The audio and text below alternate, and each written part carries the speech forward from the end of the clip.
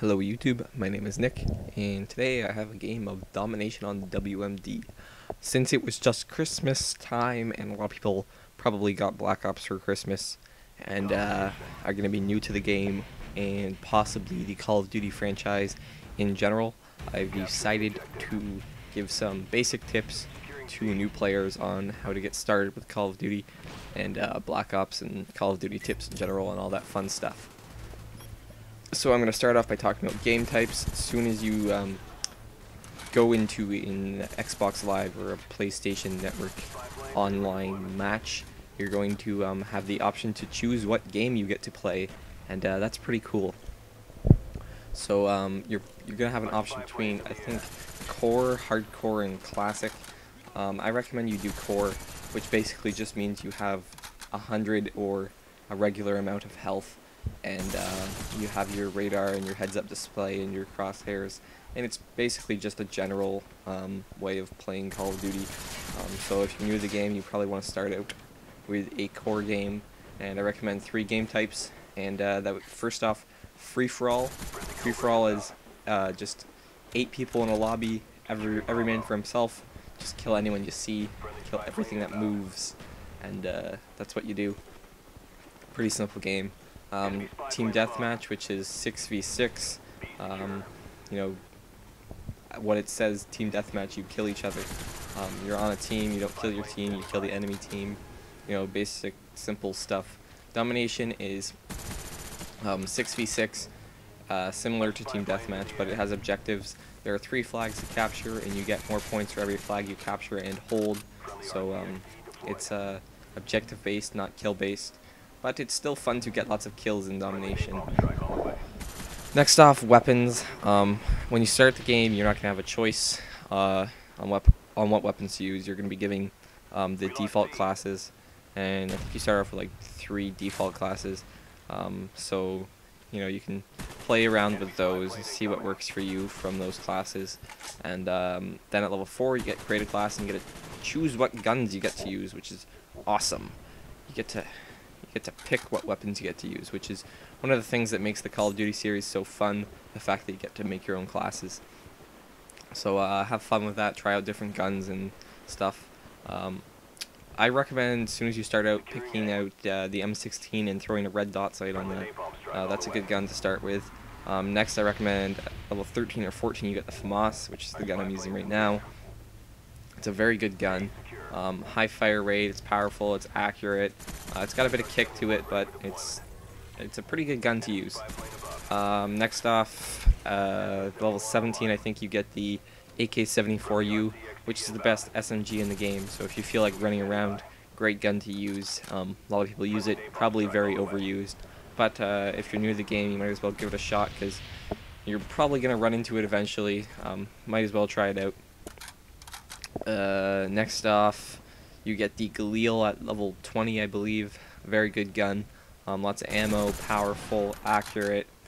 Just a great gun to use. And one of my favorites, the AK-47. Definitely a good gun to use. Try that out if you can. Next off, perks. I really recommend using the perk setup I have right now, which is Ghost, Sleight of Hand, and basically whatever third perk. I like Hacker and Ninja. Maybe Marathon if you want to run around lots. Those are good perks. Ghost prevents you from showing up on the enemy's radar when they have a spy plane. That's very helpful. You don't want the enemies to know where you are. If they know where you are, they have an instant advantage. So you want to prevent that. Sleight of Hand allows you to reload faster, and Sleight of Hand Pro allows you to aim down this sight faster, which is very good for killing people and killing more than one person, which is something you want to build up to. If you're new to the game, you might have trouble killing more than one person at a time, but Sleight of Hand helps. It's a very good gun, or very good, not gun, it's a perk. Very good perk to use. And Ninja makes you quiet, and Hacker allows you to see explosives. Marathon allows you to run longer. Those are good perks to use. Semtex is a good grenade to use. It has like a 3-second fuse, I think, and good range. It sticks. Frag grenades tend to roll a lot, bounce a lot, not go where you want, and they'll blow up in your hand if you hold them too long. And you know, it's just not something I prefer to use. Concussion grenades are probably my favorite special grenade. The concussion grenade blinds and deafens the enemy, which makes it harder for them to see. They can't hear well, and it's hard for them to move. They move slower, so great grenade to use. Plus, it throws faster than every other special grenade. All the other special grenades take a long time to pull the pin and throw, but the concussion grenade you can throw quite quickly. So I recommend doing that. Motion sensor is this little pillar that you place on the ground. Looks like a rocket ship, and it shows enemies within 15 feet all directions, so a 15-foot radius about. It'll show all enemies. So like in a building like this, I'd like to place my motion sensor in the middle, and then I'll be able to see when people are coming in. So that's a very helpful equipment to use. And next, kill streaks. If you're just starting out, definitely have a spy plane. That's going to show you where enemies are. It's only a 3 kill streak, so very helpful. As you can see, I have my spy plane up right now. There's plenty of red dots, which represent enemies if you're unaware of that. And yeah, the napalm strike is a good kill streak, and whatever other kill streak you want to try out would be good. In objective-based games, you want to be aware of where the objectives are and what objectives to have. In Domination, I recommend you capture 1 B and 1 other flag, and then let the enemy have 1 flag so that the spawns are predictable. If the enemy only has 1 flag like they do now, the enemy only has A, they will be spawning in the area of A. And I kind of have a good idea of where they're going to be because they are spawning at A. And as long as I don't capture A or get too close to A, they will continue to spawn near A. And I will know that and be able to kill them because of that. You want to be aware of spawns. This will come with experience and playing the game, but you kind of want to take a mental note of where you spawn and where the enemy spawns, and just kind of pay attention to where people are going to go. Map knowledge is very important. Knowing where people commonly go, where people commonly camp. If there's an objective games, there's spots where people often capture flags or often kill people capturing flags from. So you want to know where those are and be aware of that. You always want to be aware of your surroundings. Always look at your mini-map. Red dots represent enemies, green triangles represent your teammates. And yeah, enemies tend to not be where your teammates are.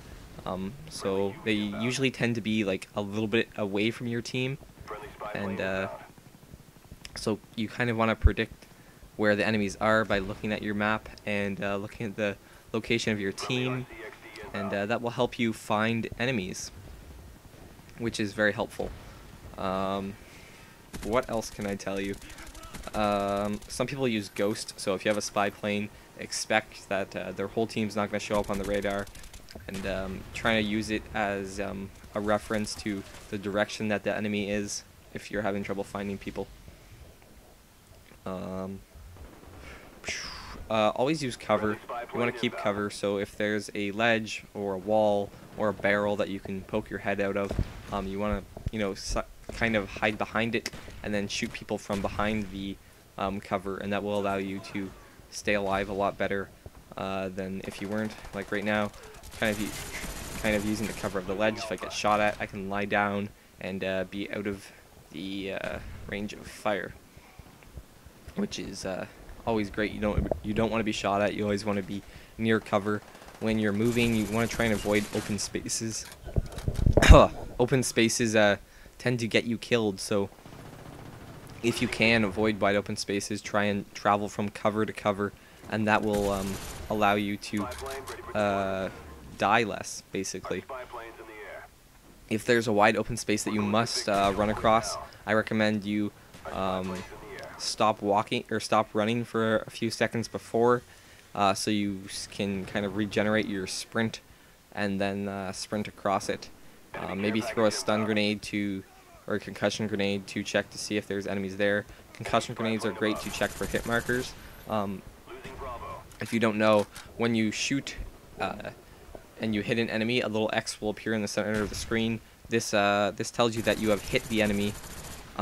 Is referenced as a hit marker. You can get a hit marker with anything that does damage, so like a grenade or a bullet will give you a hit marker, so pay attention to that. Anyways, that's the end of the video. Hope you enjoyed these tips and hope they were helpful. Please like if you enjoyed the video and subscribe if you want to see some more. I'll see you guys later. Bye.